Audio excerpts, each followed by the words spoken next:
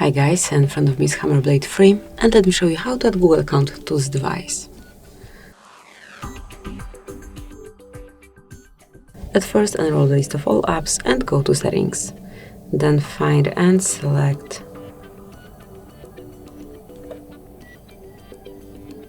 accounts right here and click on add account. Now click on Google and tap on the plus icon.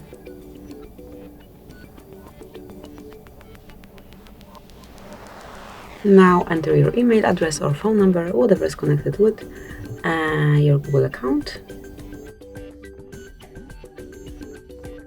And then as only the password is entered, tap on next. Let me re-enter it.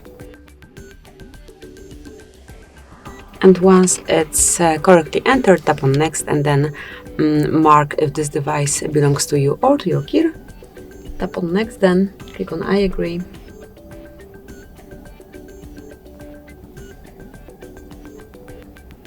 And that's it. As you can see, account has been added. Thank you for watching. Please subscribe our channel and leave the thumbs up.